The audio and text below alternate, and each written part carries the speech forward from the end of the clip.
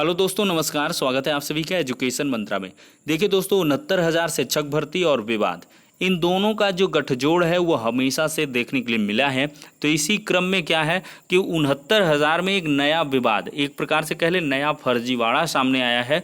उसको लेकर जो है काफ़ी हड़कंप मचा हुआ है। एसटीएफ को रिपोर्ट सौंपी जाएगी। पीएनपी का दावा है कि उनके द्वारा कोई भी गड़बड़ी नहीं की है।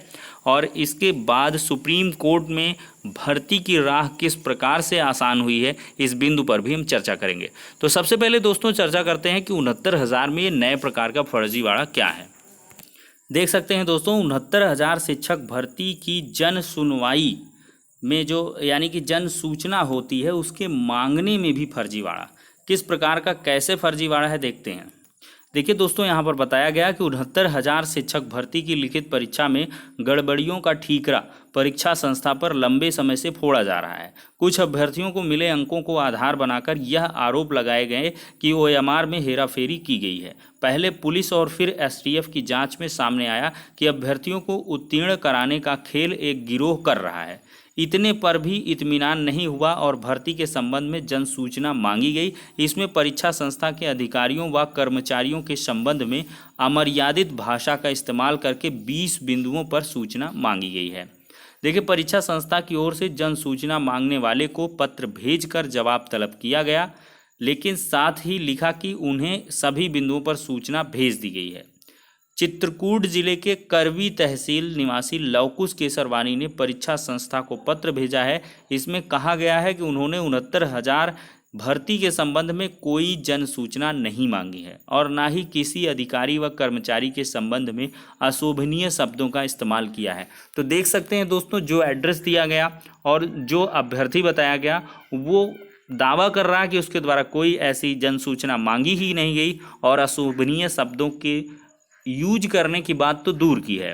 तो एक प्रकार से एक बड़ा फर्जीवाड़ा है। लौकुश ने लिखा है कि यह कार्य विशेष प्रकार के राजनीतिक दलों का कृत्य लगता है तथा उनके नाम का इस्तेमाल किया गया है। लौकुश ने यह भी कहा है कि फर्जी जन सूचना मांगने वालों को चिन्हित करके कार्रवाई की जाए। परीक्षा नियामक प्राधिकारी सचिव अनिल भूषण चतुर्वेदी अब इस मामले को भी एसटीएफ को सौंपने की तैयारी कर रहे हैं। मतलब एसटीएफ की इसकी रिपोर्ट सौंपी जाएगी ताकि फर्जीवाड़े में शामिल लोगों पर कार्रवाई की जा सके। देखिए, पीएनपी के सचिव जो है अनिल भूषण चतुर्वेदी जी का कहना है कि योजनाबद्ध तरीके से परीक्षा संस्था को बदनाम किया जा रहा है, जबकि संस्था ने परीक्षा कराकर परिणाम घोषित किया है।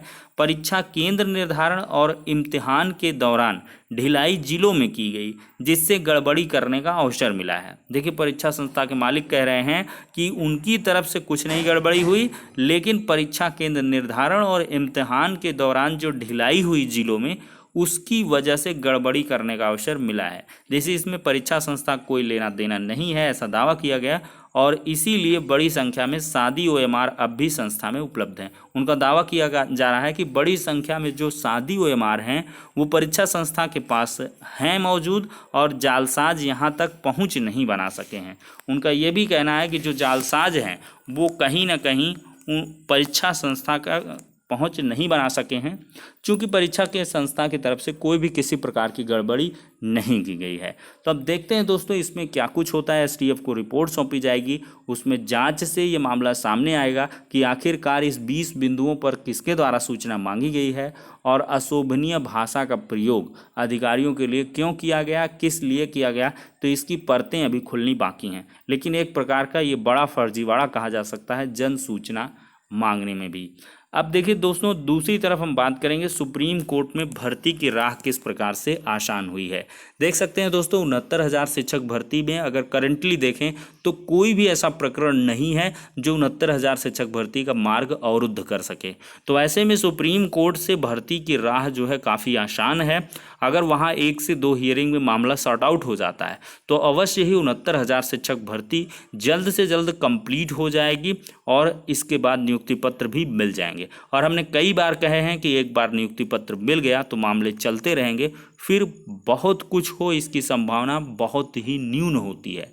मतलब कि कल की सुनवाई पर सब कुछ डिपेंडेंट है। अगर कल की सुनवाई बढ़िया सटीक अप्रोच के तहत हुई, एडवोकेट्स ने बढ़िया से प्रयास किया, तो अवश्य ही ये जल्द से जल्द मामला निस्तारित हो जाएगा। मे बी कल ही निस्तारित हो जाए, अदरवाइज नेक्स्ट डेट में तो अवश्य ही इसको निस्तारित हो जाना है। तो फिलहाल के लिए दोस्तों इतना ही। नेक्स्ट वीडियो मिलते हैं, तब तक के लिए शुक्रिया, धन्यवाद।